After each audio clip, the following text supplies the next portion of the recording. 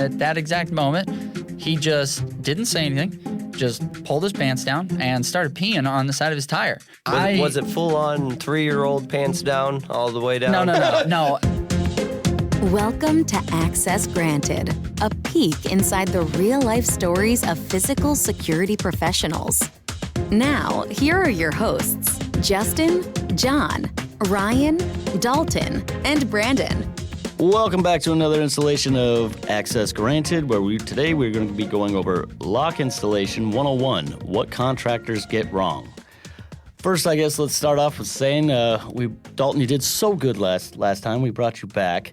I think we should definitely welcome him back. He did a good job. He shouldn't have been as nervous as he was. You're welcome. I'm glad. I think Dalton's not very bad. He had good information to put out there about sticky car holders or cup holders and how much he loves to scald his hands after going in your guys' cars. So, to get started here, why do we need contractors? I mean, most of the time, they're the ones that build the foundation and, the frame of the building.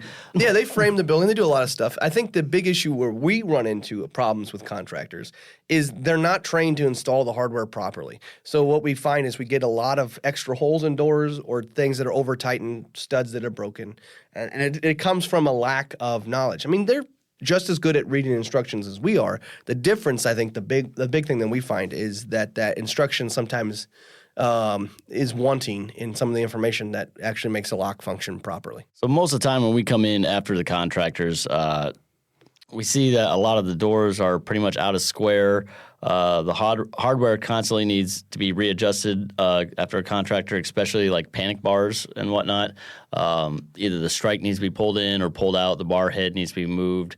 They just kind of slap it on the door. And most of the time you can tell that they did not use the template that came with the panic bar. They just kind of eyeballed it themselves. And that's where we get to come in and go around and change that. Ryan, you had to go over to an apartment building with how many panic bars did they mess up for a certain one over in Illinois that we had to argue with the contractor out of Chicago? It was every stairwell door, every interior door that led to a hallway, the main exit doors, the front and the back. So it ended up being like 25 that they installed incorrectly to the point where the lock and the doors barely shut or closed. Then he had the audacity to, like I said, we had a three-way conference with the managing partner of the property, the contractor from Chicago, and ourselves. And we settled on a price to fix his mistakes. And then they wanted to know how much key copies were, so we told him. And he said, oh, that's too much. While we're on the phone, oh, that's too much. Just go down to a hardware store or something and have them get made. As we're trying to save his ass. Yes, and keep in mind that at that time, our key copies were $2.50, I believe. Yeah. And the hardware store was charging $2.99. Yeah. So I don't know what they were thinking anyways, but I think the big issue here is individuals who don't pay attention to detail. And that's what it comes down to. A lot of these guys now, and there's two tiers of contractors. Those who want to get it done fast and those who want to get it done right. I don't have a problem with those people who get it done right. I never have. I mean, that's the whole business model that we try to do, is try to get it done correctly. If we can get it done fast and correctly, then great. But I think the big issue here is a lot of contractors today's mind think price is king. And sometimes getting it done right is not the cheapest option. And I think when it comes down to that, what we've seen the most reason we have to replace hardware after a new build or after a new door has been replaced is because that contractor, trying to save time, uses something like an impact. Please, for the love of God, if I ever catch you using an impact gun, putting screws in on a locking device, I will probably rip the damn drill out of your hands. Our grandfather, had always told us, use a screwdriver, use it by hand, and in the end, you better have some thick damn forearms because you're gonna feel the difference when you cross-thread that screw. When you use a drill, whether that's an impact or regular drill, you're gonna cross-thread that, and the next person who takes it apart is gonna have a hell of a time. Or you're gonna break the stud off of that Von Duprin, and now you only have 3 screws holding that Von Duprin to the door, and that's a $2,800 exit bar that you just ruined because in 2 years that door is gonna collapse and it's gonna be falling off the door. So, Dalton, how many times have you had to see contractors come in and bring you 20, 30 different locks because they ordered everything, either, like I said, key to like or key different, and they need it on a specific key that nobody had any forethought to order the locks in?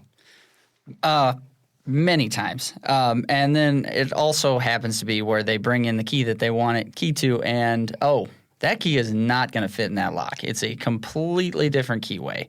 I've got 100 deadbolts here. I need them keyed to the Schlage master key, but all of the deadbolts that I ordered because they were cheaper were quick set. Yes, and then they don't understand. We recently had somebody who didn't understand the difference between a Sergeant LA and a Schlage keyway. Why can't I fit the Schlage straight into the knob? I had a young lady do that to me once. I'm sorry, ma'am, I don't have this blank that you have. I'm pretty sure it's foreign. And she just pulls one off the board and just says, well, can't you make this work? No, because if I can make that key work in this lock, what's a piss and point of having 10,000 different key blanks? Well, here's the thing, Brandon. The sad thing is, we probably could have made it work, but I probably wouldn't have been able to guarantee it afterwards. There's not much we can't do. I can fix a lot of contractors' mistakes, but it's going to take time and it's going to take money. And the big thing we want to try to get across here is that hiring the professional, whether that be the locksmith, whether it be the HVAC guy that comes in, instead of just hiring the jack of all trades, though some of those guys do know what they're doing, that it's going to pay off dividends in the end, having someone who knows what they're doing when it comes to lock installation.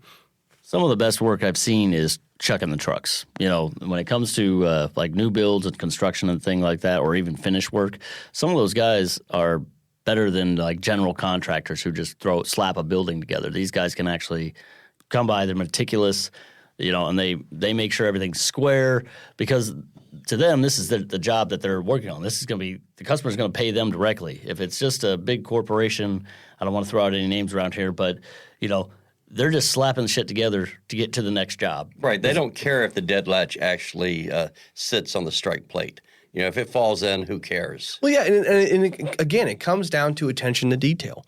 When you're working with lock cylinders and your average tolerance is less is 1,000th to 2,000th, and that's on the sloppy end. Attention to detail on the rest of the job is fairly commonplace. It's what we're trained to do. When your contractor, when you're looking at 1/4 of an inch of slop, and you're like, oh, we're good, we can call that good. The attention to detail there is less. As you move forward, as you're building a building, or you're taking over a building, and you're going to pay someone to do it, it pays you in the end, in maintenance over the life of the hardware, to have somebody who's taking the time to understand how that lock functions, how that door is supposed to be secure, to not only secure your building, but also have a longer life of that product. As we move forward throughout our careers, I always try to make sure the customer knows that having someone who specializes in this specific part, yes, it's going to cost you a little bit more, but it's going to be worth it. You might have a door that you spent thousands of dollars on, whether you see it or not, when in a bigger project, that has to be replaced right away because somebody didn't pay attention to detail when installing it. It's not level plumber true. Well, that's like the job you'll remember. I can't mention their name or anything because it's a top secret facility, but we had to install the government X10s for them, and there was, I think, 11 of them. Yep.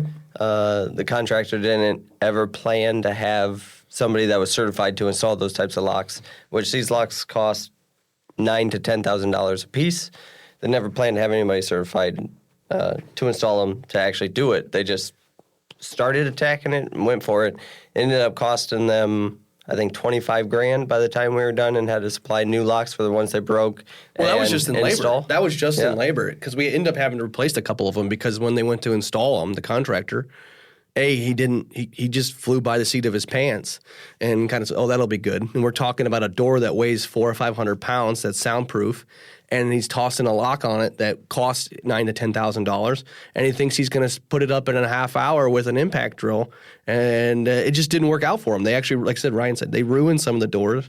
Right, they had to physically replace the doors because they were so bad. I mean, when we're talking in those situations, you have a standard for sound transfer between the door, and you have a standard for the lock itself. And if you don't pay attention to that, you're going to fail, and then you're going to have to spend all that money again. And what sickens me the most is some of these guys get away with this inattention to detail, and then what ends up happening is we end up being the bad guy, trying to explain to the customer, yeah, that's never going to work. a lot of the stuff that seems to get slapped on the door is either the panic bar or the door closer. And then when the customers finally, they call us like, our door's not closing right.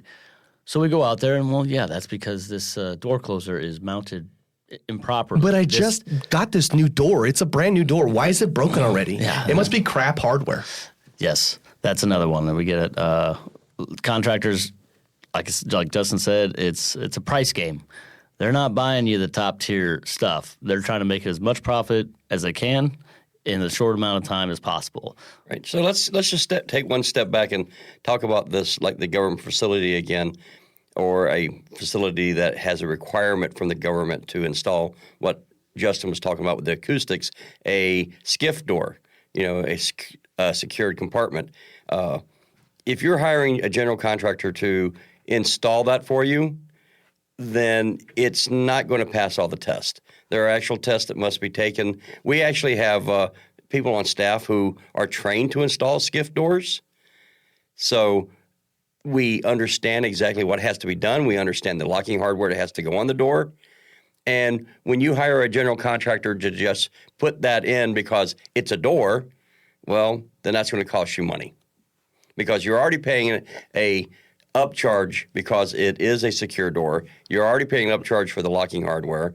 And now you're going to pay an upcharge because we're going to have to redo it. Well, we've already given you guys some specifics. Ryan told you about the job where the contractor was on the phone arguing with him. But Brandon and I, one of the very first things Brandon did with us when he started, we had to open a vault door through the sidewall because it was an antique vault door for a restoration project here in town because the contractor shut and locked his tools inside of it, but nobody knew the code. So, if you can't trust the guy to have attention to detail and, hey, ask a question right before, at the time it wasn't a very expensive opening. We just drilled a big hole I think in the sidewall. I think that hole took us a day and a half to get that hole through. Yeah, and then we had to repair it. But, yeah.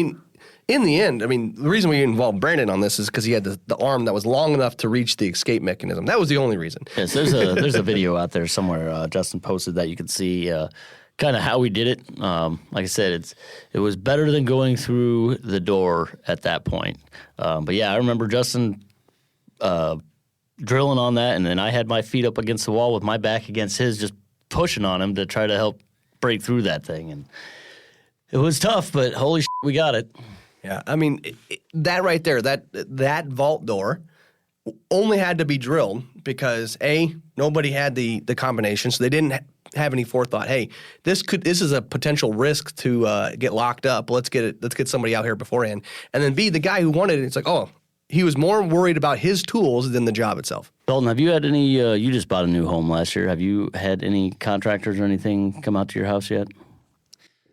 No, I haven't. Actually, the idiot that I bought, well, I didn't buy it off of the idiot, the person prior, did all the work on the house himself, and every single one of my doors is about as straight as a building that is in any of the Seuss books.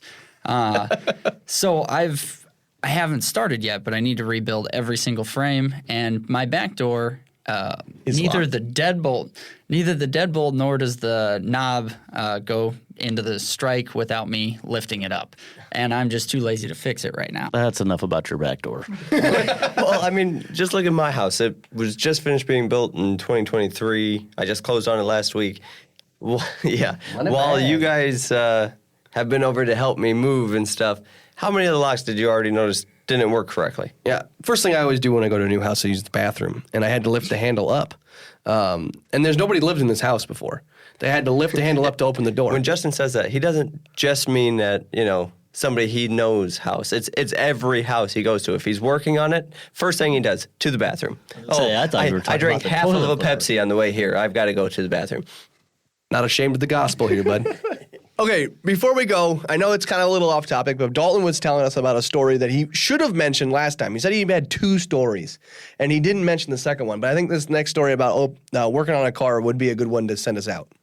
Okay, so as we mentioned, my nephew, Jackson, it was probably 2 jobs that he rode with me and he loves to make fun of this kind of stuff. But so we did a car opening for an older gentleman at what was probably more of the old folks' home kind of situation. I don't know exactly what to call those. He was running away. Yeah, basically.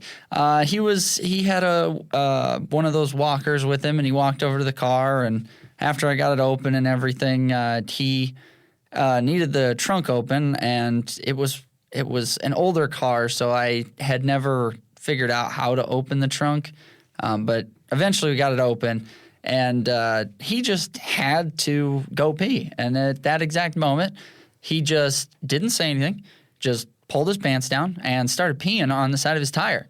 And Was it full on 3-year-old pants down all the way down? No. I did see his tidy whities before I turned around. Oh, so and you like to spend time with Cricket. Cricket got to see people's tidy whities. Yes. I was gonna say, what's wrong with you guys? Why are all these men coming on to you in their tidy whities? It's not like I asked if you're for him listening to do to it. this, I'm going to ask you again. Please don't urinate in front of us. Please don't show us your underwear. And we really don't care about your birthday suit. And if it's if you're the tidy whitey guy listening right now, please stop calling us. He doesn't know how to work a phone. It was quite the experience, and I turned around and I had to hold back laughter. But the reason why I mentioned Jackson is because he just walked away just laughing, and there's no way this guy didn't hear him. He couldn't control it. So it was. Jackson got his payback though. What? 2 cars later, when yeah. the lady kissed him. Oh yeah, she gave him a big old hug, gave him a kiss. It was great. I haven't heard this story yet. We'll have to. I guess have to fill me in on that one. I'll have to bring him on. Well, the story is Jackson got kissed on a job. By an old lady. Oh, them old ladies, they love us. I For a don't know why. 22-year-old, what's old?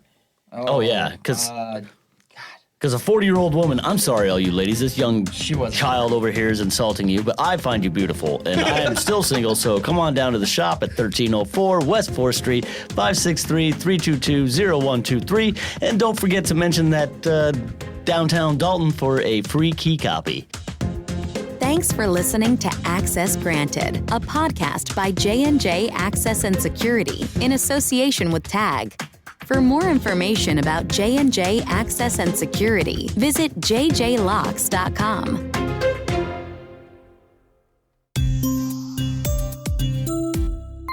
TAG.